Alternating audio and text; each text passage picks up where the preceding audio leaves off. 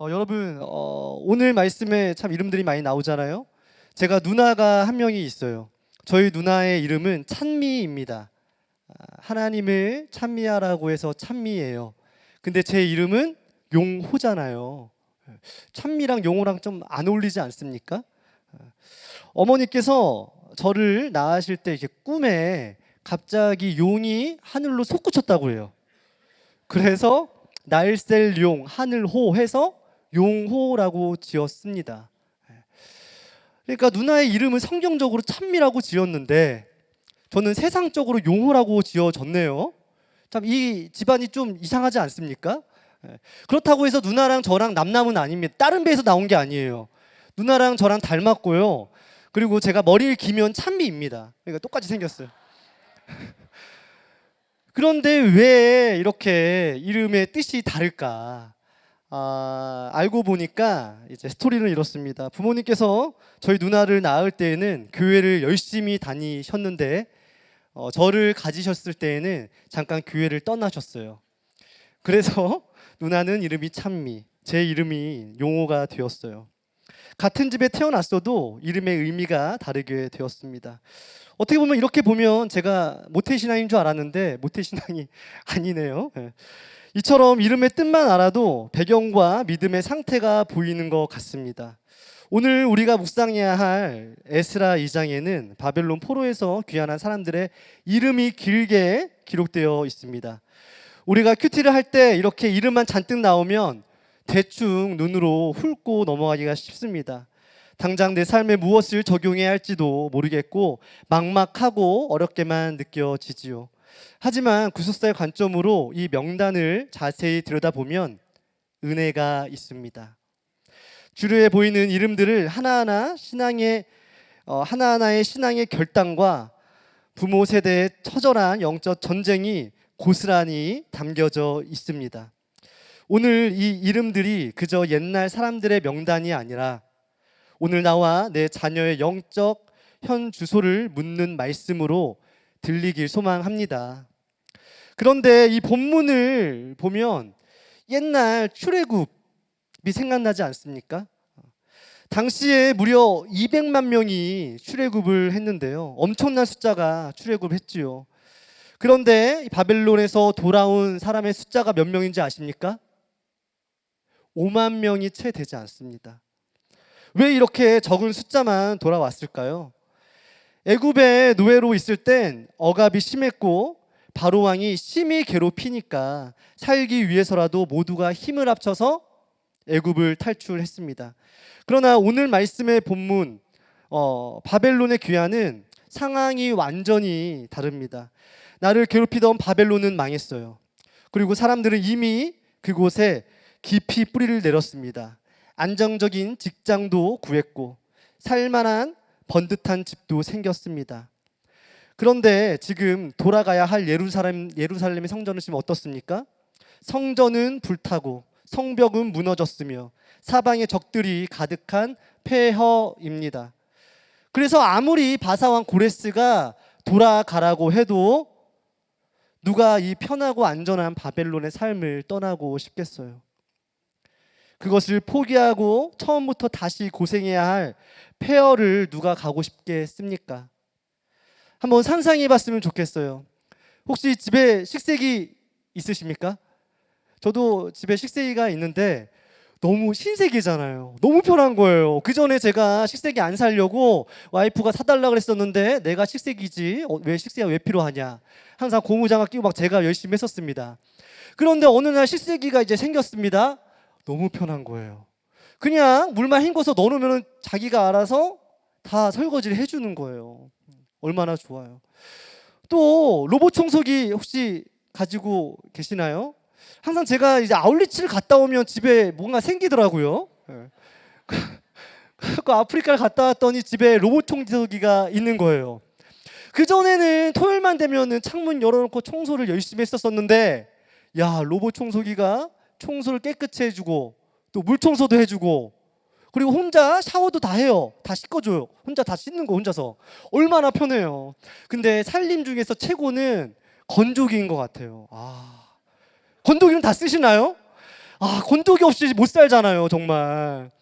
그 빨래 말려놓으면 쉰내 나고 다시 빨아야 하고 말리는 것도 힘들고 개는 것도 힘들고. 근데 건조기는 한 방에 다 해결해주고 수건도 뽀송뽀송하잖아요. 건조기 없으면 딱딱한 수건 써야 되는데.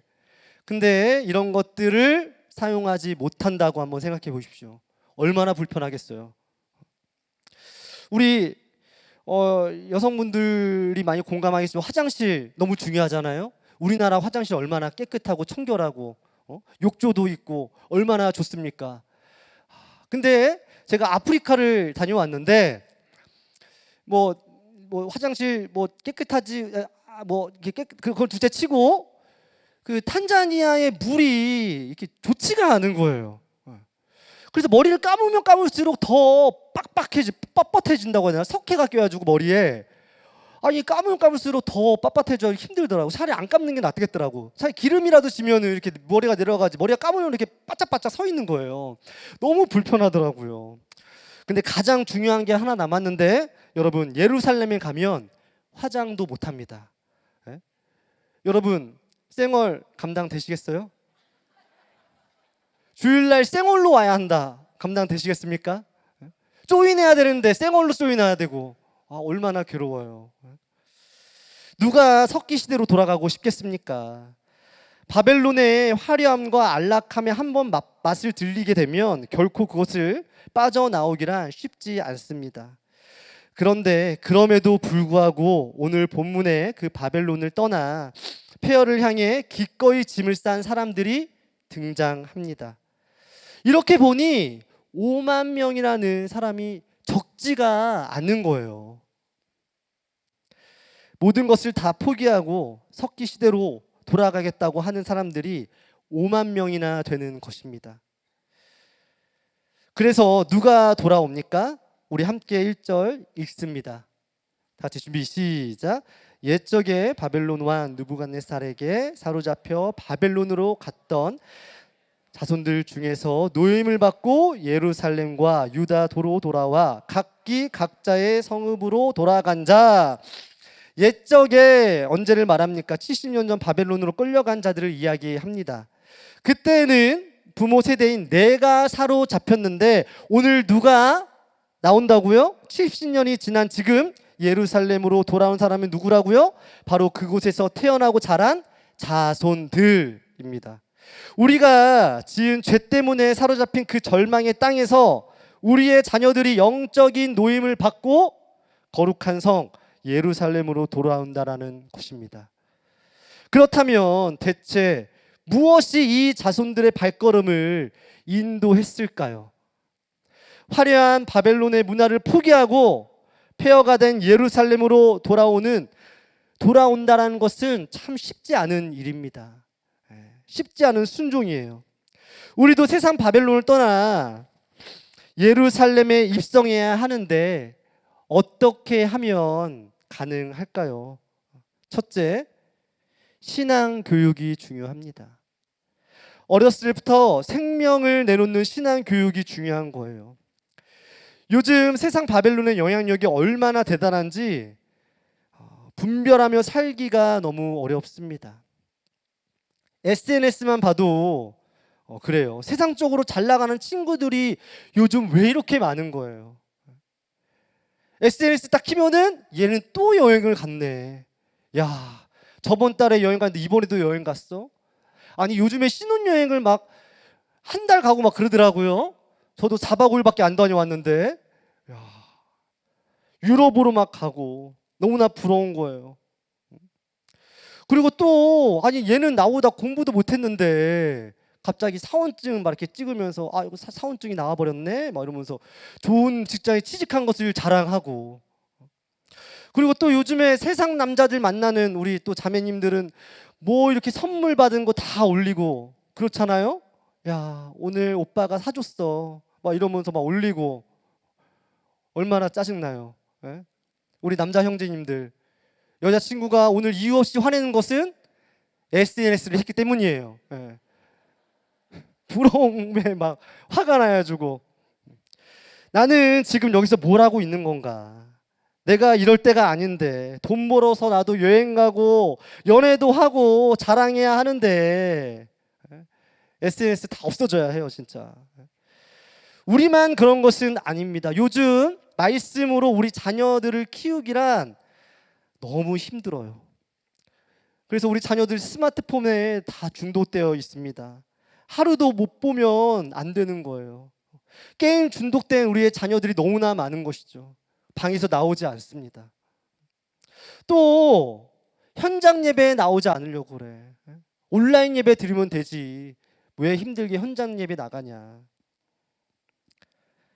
그런데 오늘 에스라 2장에 무려 5만 명이나 되는 사람들이 그 매혹적인 바벨론을 떠나 폐허가 된 예루살렘으로 돌아왔습니다. 70년 동안 바벨론에서 태어나고 자란 이 자손들이 어떻게 신앙의 본성인 예루살렘으로 돌아올 수 있었겠습니까? 우리 부모 세대가 생명을 내놓고 신앙 교육을 했기 때문입니다. 부모가 바벨론에서 포로 생활을 하면서도 70년 동안 말씀을 양육하고 신앙 교육을 했기 때문에 그 화려한 세상 문화의 자녀들을 빼앗기지 않고 말씀의 자리로 돌아갈 수 있게 한 거예요. 저 역시 어머니가 저를 때려주지 않았더라면 바벨론의 유혹에 넘어갔을 것입니다. 아마 떠내려 갔을 거예요. 우리 목사님께서 이렇게 우리 교회 하시기 전에 큐티 모임을 하셨잖아요. 제가 초등학교 5학년 때 그 토요 큐티 모임에 갔었습니다. 그때 당시 담임 목사님께서 월요 모임, 화요 모임, 토요 모임 그렇게 진행한 걸로 제 기억에 남아 있는데 7시에 모이면 7시부터 10시 넘어서까지 3시간 동안 일주일 말씀을 한 절 한 절 말씀해 주시는 거예요. 근데 저는 그때 몇 학년이었다고요? 초등학교 5학년. 초등학교 5학년이 어떤 말씀이 들려서 거기에 와 있었겠어요.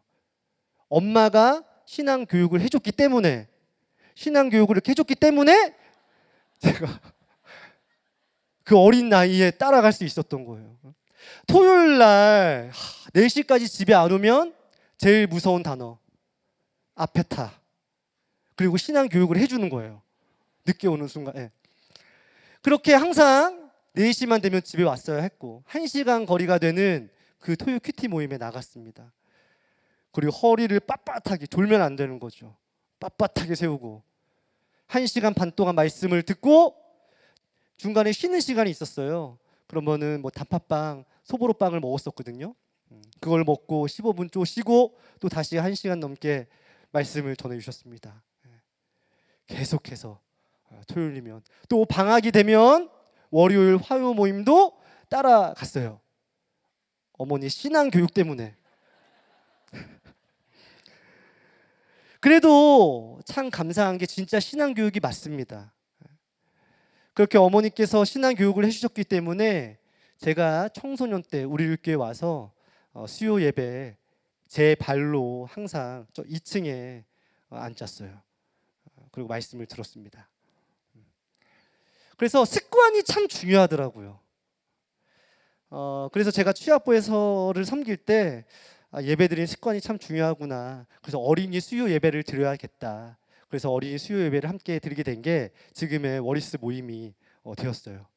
지금 우리 친구들 탄소롤에서 열심히 예배드리고 있습니다. 근데 이제 제가 이제 항상 어머니 얘기를 많이 하잖아요. 근데 성도님들이 저희 아버지를 되게 궁금해하시더라고요. 그래서 저한테는 이제 좀 조심스러우니까 저희 사역자한테 용호 목사님 아버님 살아 계세요? 살아 계세요. 근데 저희 아버지는 그게 컨셉이세요. 네. 그게 저희 아버지 역할입니다. 있는 듯 없는 듯. 지금도 명절에 가면 아버지가 들어왔는지 나가셨는지 몰라. 그게 저희 아버지의 역할이었어요. 공기 같은 리더십인 거죠, 진짜. 근데 사실 아버지께서 저에게 많은 것들을 보여주셨습니다. 주일이면 큰 성경책을 들고 예배를 나가셨던 모습. 또 제가 방학이면 아버지와 함께 새벽 예배를 그렇게 나갔어요. 그렇게 새벽 예배에 나갔던 시간들, 맨 뒤에 앉아서 아버지랑 이제 말씀 듣고 무릎 꿇고 기도하면서 저는 잠들고, 그러면 담임 목사님이 가실 때에 제 머리에 안수해 주시면 그때 저는 깨서 아빠 가자 하고 같이 가던 시간들. 또 저희 집 분위기가 이렇게 기념일을 챙기는 그런 집 분위기가 아닙니다. 여기에도 그런 가정들이 있잖아요. 저희 집은 이렇게 기념일을 챙기지 않아요. 또 그 큰 역할을 한 게 제 생일이 5월 8일 어버이날이거든요. 그러니까 어버이날에 부모님한테 제가 이렇게 하기도, 또 부모님도 저한테 뭐 이렇게 축하한다 뭐 서로 할 수 있지만 그냥 퉁치고 또이또이. 그런데 이제 아버지께서 목장의 처방으로 한 번도 챙기지 않았던 결혼 기념일에 엄마에게 꽃다발을 선물한 적용의 모습. 그리고 아무리 힘들어도 아버지께서 집을 나가진 않으셨어요. 항상 집에 들어오셨습니다. 저는 집을 정말 많이 나갔었는데 아버지는 한 번도 집을 나가지 않으셨고, 한 번 많이 힘드셨던 것 같아요. 저한테 밑에 나 좀 데리러 와라 이렇게 해서 내려갔더니 아버지가 많이 힘들지, 그러면서 하신 말씀이 그런데 어찌 하겠냐, 너희 엄마인데. 단 한 번도 어머니를 욕하지 않으셨어요. 어머니는 어머니대로, 아버지는 아버지대로 저에게 보여주신 신앙이 있었기 때문에, 또 생명을 내놓고 눈물로 가정을 지켜내시는 그 뒷모습을 보며 자랐기 때문에 저도 가정의 위기가 찾아왔을 때 이혼하지 않고 가정을 지킬 수 있었습니다. 그런데 주일 말씀처럼 그것이 나의 이력서가 되어서 나도 모르게 정죄하고 또 가르치는 모습이 제 안에 또 생색도 있더라고요.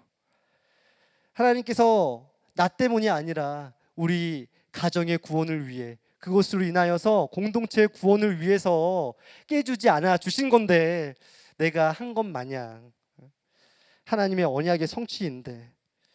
그래서 여러분, 우리는 지금까지 혈기를 내고 좋지 못한 모습을 보였을지라도 괜찮습니다. 프로가 된 그 자리를 묵묵히 잘 지키고 노예로 잘 사로잡혀 있을 때 그 모습을 보고 우리의 자녀들이 예루살렘으로 돌아오게 될 줄 믿습니다. 교회 가라, 큐티해라 100번 1000번 말하기보다 내가 먼저 바벨론 가치관을 끊어낼 때, 그렇게 십자가지는 적용을 할 때 그 모습을 본 우리 자녀들이 바벨론을 떠나 구원의 방주로 돌아오게 될 줄 믿습니다. 만약 우리가 신앙의 2세대라면 우리 부모님께서 물려주신 신앙을 봐야 합니다. 나를 때려주셨기 때문에, 물질을 주지 않으셨기 때문에, 나를 위해 수고해 주셨기 때문에 세상 바벨론에 떠나 우리가 지금 이 자리, 이 예배 가운데 앉아 있는 것입니다. 그래서 다른 거 다 필요 없고 신앙을 물려주신 그 한 가지 때문에 감사해야 합니다. 아무리 용서가 되지 않는 부모가 있다고 하여도 그 부모님 때문에 우리가 지금 이 자리에 와 있잖아요. 감사해야 합니다. 적용 질문이에요. 입으로는 예루살렘, 예배 큐티를 말하면서 정작 나의 눈과 마음은 바벨론, 세상 성곤동 스펙을 향해 있지는 않습니까? 포로된 환경, 힘든 관계, 직장 문제, 경제적 고난에서 공동체의 구원을 위해 묵묵히 종노릇하며 견뎌야 할 것은 무엇입니까? 신앙을 물려주신 부모님께 감사하고 있습니까? 우리가 세상 바벨론을 떠나 예루살렘으로 돌아오기 위해서는 첫째 뭐라고 했죠? 신앙 교육이 중요하다고 했습니다. 둘째는 무엇일까요? 둘째로는 신앙 공동체가 중요합니다. 그냥 공동체가 아니에요. 믿음의 공동체가 중요한 거예요. 오늘 본문의 명단을 가만히 들여다보면 이들이 철저하게 그룹으로 이렇게 나뉘어 구성되어 있음을 볼 수 있습니다. 제일 먼저 2절에 지도자 그룹이 등장하고 3절부터 35절까지 백성들 그룹이 나옵니다. 그런데 그 백성들의 그룹도 3절부터 20절까지는 가문별로, 또 21절부터 35절까지는 지역별로 묶여 있습니다. 이것이 무엇을 의미합니까? 이들은 바벨론을 끌려와도 흩어지지 않고 집안별로, 지역별로 목장을 이루어 함께 신앙생활을 했다는 뜻입니다. 당시 내 몸을 지키고 먹기 살기 위해 이리저리 나 살겠다고 흩어진 사람들은 고국으로 돌아오지 못했습니다. 그러나 목장과 공동체에 매여 있으면 내 힘으로 갈 수 없어도 때가 이르러 공동체에 이끌려 예루살렘으로 돌아오게 됩니다. 굶어 죽을 것 같아도 공동체에만 붙어 있으면 내 영혼이 살고 떡이 생기고 수지 맞는 인생이 되는 거예요. 그렇다면 이 공동체를 이룬 사람들은 어떤 사람들이었을까요? 바벨론에서 권력 잡고 돈 많이 번 엘리트들은 대부분 돌아오지 않았습니다. 환난 나오고 빚지고 원통한 자들, 바벨론 사회에 낄 수 없었던 평범한 백성들, 성전 문지기와 느드님 사람들 같은 연약한 자들이었어요. 내 인생의 스펙이 떨어지고 고난이 왔기 때문에 오히려 바벨론의 헛됨을 깨닫고 공동체 안에서 예배 회복을 사모하게 된 것입니다. 그래서 나를 예루살렘으로 돌아오게 만든 내 인생의 환난과 가난과 고난은 축복입니다. 여러분, 그렇다면 꼭 환난 당한 사람들만 있었던 것은 아닙니다. 6절을 보면 바핫 모압이 나오는데 그 자손들이 무려 몇 명이 돌아오냐면 2812명이나 귀국했습니다. 적은 숫자가 아닙니다. 정말 많은 숫자예요. 바핫 모압은 모압의 통치자라는 뜻으로 이들은 관리자로 발탁된 엘리트 가문이었어요. 포로 생활 중에도 자손이 번성하고 높은 자리에 올랐습니다. 이들이 대단한 것은 성공에 취해 바벨론에 남지 않고 제일 먼저 예루살렘으로 귀환하는 충성스러운 가문이었습니다. 그리고 몇 명이 돌아왔다고요? 2812명. 그렇게 공동체를 이끌고 왔습니다. 끌려간 곳에서 가문도 신앙도 영적으로 성장을 이룬 것입니다. 우리도 신앙이 제자리에 머물러서는 안 됩니다. 고난을 받든 안 받든, 성공을 했든 못했든 공동체를 예루살렘으로 이끄는 신앙으로 성장해야 합니다. 제가 물 좀.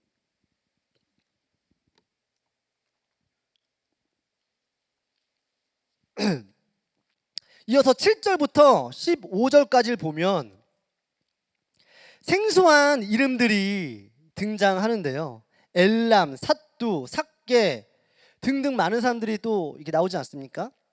그 뜻을 보면 엘람은 높은 장소, 삿두는 사랑스럽다, 삭게는 여호와께서 기억하신다, 바니는 세움을 받다, 아도니감은 하나님이 일어나 나신다, 비그웨는 행복하다, 아디는 여호와께서 영화롭게 하신다라는 뜻을 가졌습니다. 포로로 끌려간 노예들에게 참 어울리지 않는 이름들이지 않습니까? 어떻게 이런 이름들이 지어줄 수 있었을까요? 바로 믿음의 공동체가 있었기 때문입니다. 현실은 바벨론의 포로이지만 공동체 안에서 서로를 향해 하나님이 너를 기억하신다, 하나님이 다시 세워줄 것이다 라며 소망의 이름을 불러준 것입니다.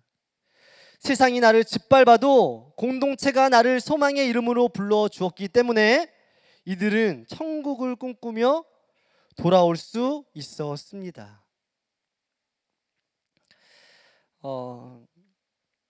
제가 결혼한 지 1년이 되지 않았을 때에 저희 가정이 참 힘들었어요. 그래서 이혼 소리도 받고 이혼의 위기 가운데 있었습니다. 근데 너무나 신기한 게 그때 아이가 생겼다라는 거예요. 예. 근데 지금 사이가 너무 좋거든요. 근데 둘째가 안 생겨요. 싸워야 되나? 예. 하여튼 너무나 신기한 게 하나님께서 그 아이 때문에 또 이렇게 이혼을 막아주지 않았나 또 생각도 드는데요. 가장 힘들었던 것은 큰 문제가 무엇이었냐면 서로 방언으로 이야기하는 겁니다. 나는 기억을 얘기하고 아내는 니은을 얘기하고 서로 무슨 말하는지도 모르고 이해가 되지 않으니 전쟁이 끊이지가 않았어요. 그래서 목장 식구들이 서로의 언어를 말씀으로 풀어서 잘 설명해 주었습니다. 그러던 중 자녀가 태어났고 그 주 말씀이 성령의 증언이라는 사도행전 말씀이었어요. 성령의 증언 그 말씀 내용이 하늘의 언어를 이제 땅의 언어로 풀어서 잘 증언해라 그런 내용이었어요. 그래서 자녀의 이름을 풀서 말할로 해서 서로라고 지었는데 풀어서 잘 얘기해라 그렇게 지었는데 제 자녀가 딸이거든요. 근데 이제 서로 하면은 딸 이름 같지는 않아 보이잖아요. 그래서 서아라고 지을까? 서아는 좀 여자 이름 같고 또 이뻐 보이기도 하고 그래서 고민이 되어서 목사님께 이렇게 메일을 썼습니다. 목사님 서아 서로 무엇이 좋을까요? 그래서 목사님께서 서로를 정해 주셨어요. 힘든 우리 가정을 위해 공동체가 말씀을 풀어서 설명해 주었고 또 아내와 조금만 다투면 자녀가 진짜 이름처럼 풀어서 막 설명을 해주는 거예요. 그렇게 화가 나면 큐티하면 돼. 이렇게 풀어서 막 이렇게 하나님의 말씀을 풀어서 말해 줍니다.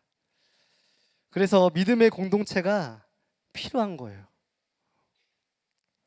그리고 가정은 세 사람 이상이 돼야 되는 것 같아요. 정말 둘만 있으면 싸움이 끝나지가 않습니다. 네가 옳다 내가 옳다.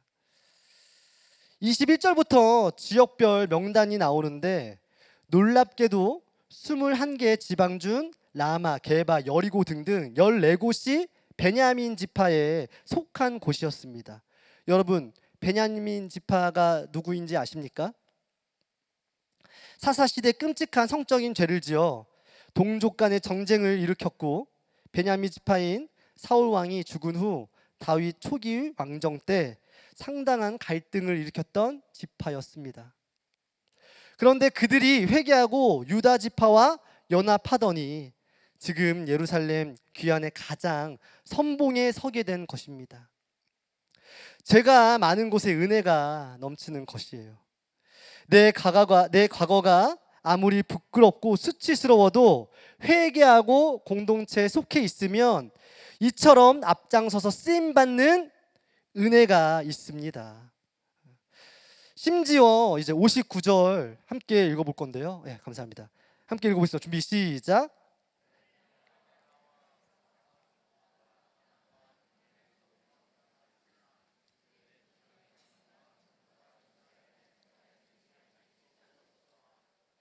네.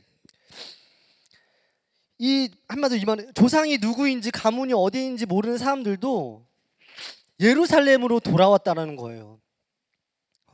6.25 전쟁으로 고향도 이름도 잃어버리고 호적도 없이 살아간 우리 아버지 세대처럼 이들도 바벨론의 모진 풍파 속에서 영적 족보마저 잃어버렸지만 그렇게 아무 스펙도 없고 내가 누구인지 증명할 길도 없지만 그저 공동체에 붙어 있었다라는 그 하나 때문에 어느새 내 발이 예루살렘 성전을 닿게 된 것입니다. 그래서 믿음의 공동체가 정말 너무나 중요합니다. 족보 없는 이름 없는 사람도 공동체에만 속해 있었기 때문에 예루살렘으로 돌아왔네요. 죄인이었던 베냐민 지파 사람들도 다 돌아왔네요. 그래서 적용 질문이에요. 혼자 먹고 살기 위해 혹은 바쁘다는 핑계로 목장과 공동체 모임을 멀리하고 있지는 않습니까? 나의 신앙은 바한 모압처럼 성장하고 있습니까? 나의 부끄러운 과거, 베냐민 지파의 죄나 내세울 거 없는 처지, 족보 없는 자 때문에 공동체 모임에서 숨어 있지는 않습니까?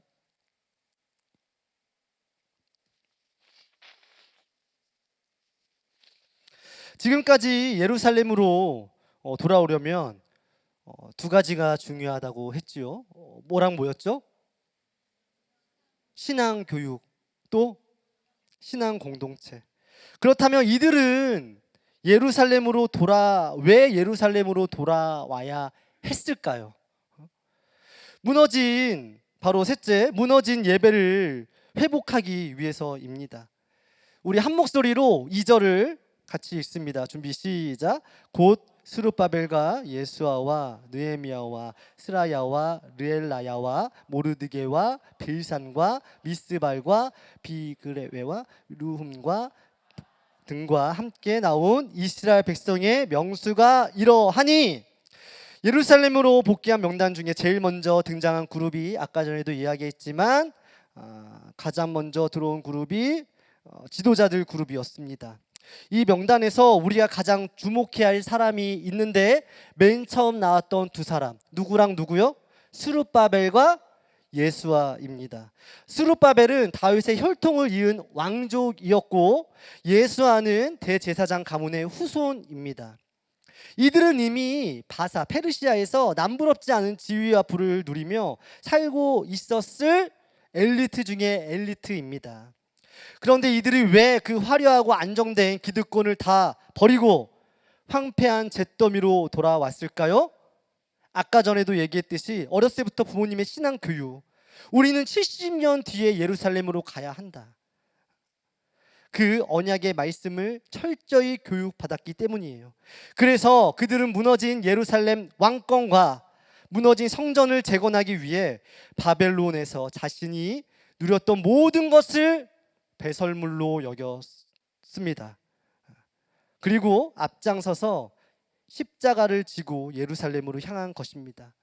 그들의 헌신으로 다른 백성들도 그 뒤를 따를 수 있었어요.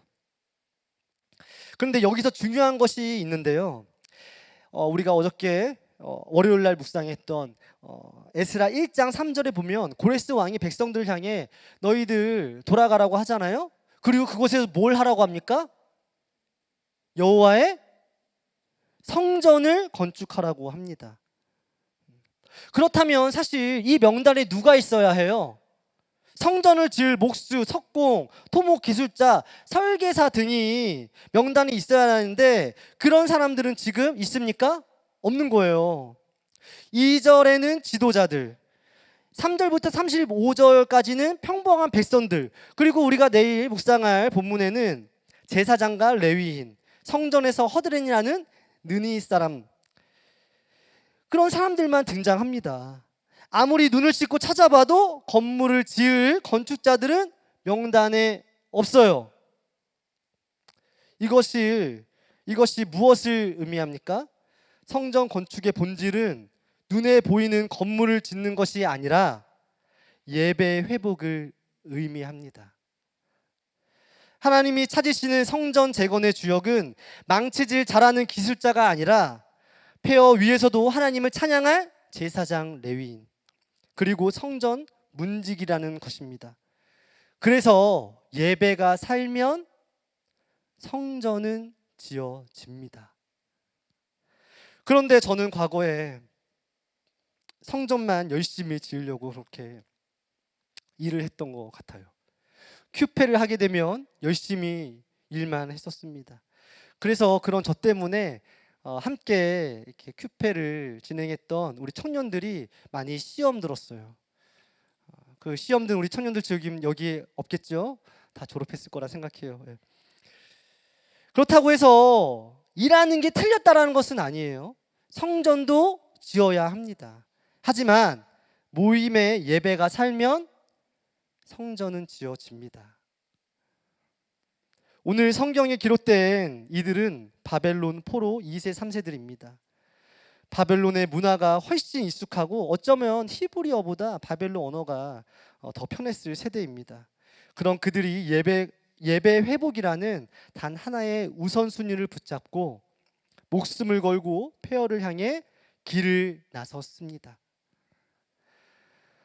오늘 우리도 다른 세상의 즐거움과 편안함을 포기하고 예배 회복을 위해 오늘 이 자리에 오셨잖아요. 맞죠? 하나님은 예배를 위해 세상의 기득권을 포기한 이 백성들을 하나도 빠짐없이 기록해 주십니다. 우리 마지막으로 아모스 9장 9절을 함께 읽겠습니다. 준비 시작. 보라, 내가 명령하여 이스라엘 족속을 만국 중에서 채질하기를 채로 채질함 같이 하려니와 그 한 알갱이도 땅에 떨어지지 아니하리라. 아멘. 하나님이 한 알갱이도 땅에 떨어지지 않고 우리의 수고와 공로를 기억하신다고 합니다. 그러니 교회에서 봉사하고 헌신하면서 알아주는 사람이 없다고 섭섭해하거나 생색낼 필요가 없습니다. 하나님께서 이미 다 아시고 우리의 이름을 기록하시고 기억해 주셨습니다. 그래서 우리가 매 주일 예배를 드릴 때 주보에 개수가 다 되잖아요. 그 안에 우리가 다 있는 거예요. 여러분, 세상 바벨론을 떠나 한 알갱이로 오늘 이 자리에 모여 개수되었다라는 것이 우리 인생의 가장 축복인 줄 믿습니다. 하나님께서 다 기록하시고 기억하신다라는 거예요. 이것이 하나님의 은혜입니다. 우리는 바벨론을 떠나기만 하면 돼요. 우리의 역할은 다른 게 아니에요. 뭐 더 잘할 필요 없고 바벨론만 떠나면 되는 거예요. 그러면 하나님께서 기뻐하시며 내 이름을 기록해 주시고 기억해 주십니다. 바벨론을 떠난다는 것은 다른 게 아닙니다. 오늘 내가 적용해야 할 그 한 가지 적용, 오늘 미안하다고 사과하는 그 적용, 그것이 바벨론을 떠나는 거예요. 내가 잘못했다고 이야기할 수 있는 것, 오늘 내가 적용하는 마음으로 예배 자리에 오는 것, 오늘 내가 끊어야 할 것을 끊고 가는 그 한 가지 적용, 그것이 바벨론을 떠나는 것입니다. 마지막 적용 질문이에요. 교회에서 봉사할 때 사람들이 내 이름을 알아주지 않는다고 섭섭해하며 생색이 납니까? 아니면 하나님이 다 기록하고 계심을 믿고 기쁨으로 섬깁니까? 매 주일 주보에 기록되는 예배 출석 인원 속에 한 알갱이도 떨어지지 않으시는 하나님의 은혜에 감사하십니까? 아니면 습관적으로 자리를 채우고 있습니까? 우리 이 시간에 함께 이 모든 것은 하나님의 은혜라고 우리 고백하며 나아가겠습니다. 사랑의 주님, 오늘 에스라 2장에 기록된 이름들과 수를 통하여 하나님께서 이 예배 자리를 지키는 나를 기억하시고 또 기록해 주시니 감사합니다. 하지만 이것을 알면서도 안식과 안락함에 못 이겨 세상 바벨론에 넘어질 때가 너무나 많아요. 또한 SNS를 보면 상대적 박탈감에 빠져 우울해지고 또 환경 탓, 남 탓, 그렇게 분노할 때도 있었습니다. 그런 나임에도 불구하고 이 예배의 자리를 찾았다는 이유 하나만으로 나를 계수해 주시고 언약 백성이라 불러주시니 제가 어찌 하나님 앞에 무릎을 안 꿇을 수 있겠습니까? 주님, 오늘 그러한 주의 백성들이 오늘 주님 앞에 무릎으로 나와 나의 죄들을 주님께 아뢰입니다.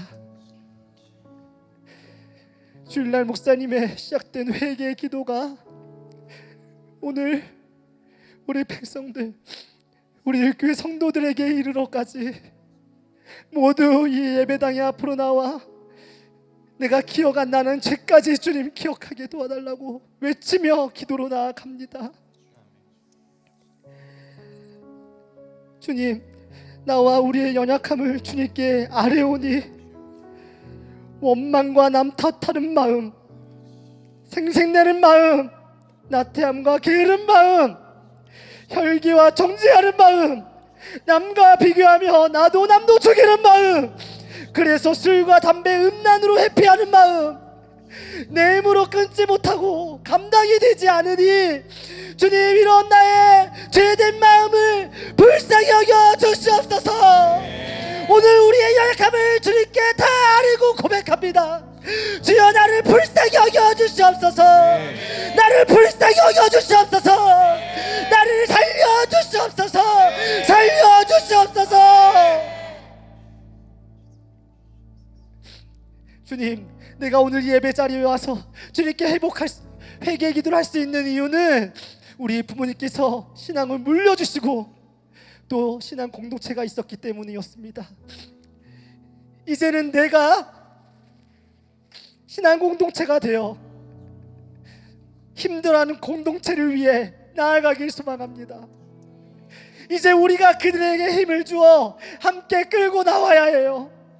하나님, 내 힘으로는 불가능하오니 나에게 새 힘을 허락하여 주셔서 십자가 지는 마음으로 그들 위해 무릎 꿇고 그들을 위해 헌신하며 그들을 불쌍히 여김으로 주님, 그런 나의 하나의 적용으로 그들을 바벨론에 끌고 나올 수 있도록 도와주시옵소서. 우리의 자녀들, 여전히 나오지 않고 있는 배우자, 나의 오랜 친구들, 거기에 머물러 있으면 안 되잖아요. 나도 웬 은혜로 여기까지 오게 됐는데, 해석받고 천국을 누리며 살고 있는데 나 혼자 이렇게 천국을 누리면 안 되잖아요. 하나님, 오늘 진심을 다해 그들에게도 전할 수 있도록 나를 사용하여 주시옵소서. 나는 부족하고 내 입술은 연약하지만 지금까지 하나님이 나를 인도해 주신 그 은혜 감사하는 마음으로 내가 보여야 할 것을 보이며 나아갈 수 있도록 도와주시옵소서. 그렇게 나를 사용하여 주시옵소서. 그렇게 내가 적용할 수 있도록 도와주시옵소서. 주님, 이 시간 우리나라를 위해서 기도합니다. 그런 신앙 공동체가 필요합니다.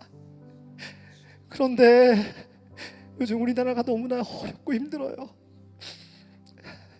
밖에 나가서 신앙 공동체를 외치는 것조차 힘이 듭니다. 주님, 우리나라 말씀으로 세워진 나라인데 이 나라를 불쌍히 여겨주시고 주님, 말씀으로 향하는 그 위정자들을 세워주시옵소서. 하나님을 두려워할 줄 아는 그 한 사람이 세워질 수 있도록 도와주시옵소서. 또한 우리 담임 목사님의 영육간에 강건을 허락하여 주시옵고 우리의 모든 공동체들이 주님의 말씀을 듣고 담임 목사님이 풀어주시는 그 말씀을 통하여 내 삶에 녹여내며 그렇게 주님, 남에게 전해주고 나눠줄 것만 있는 인생으로 살아가게 하여 주시옵소서. 지금 우리 주 예수 그리스도의 은혜와 아버지 하나님의 그 크신 사랑과 성령님의 말할 수 없는 탄식으로 우리 위해 중보해 주시고 위로해 주시는 그 놀라운 은혜가 오늘 바벨론의 유혹에도 굴하지 않고 이 예배를 찾아주신 우리 성도님들 머리 위에, 또 온라인으로 함께 하시는 우리 성도님들 머리 위에, 또 예루살렘으로 돌아올 택자들 머리 위에 지금부터 영원토록 함께 하시기를 간절히 축원하옵나이다. 아멘.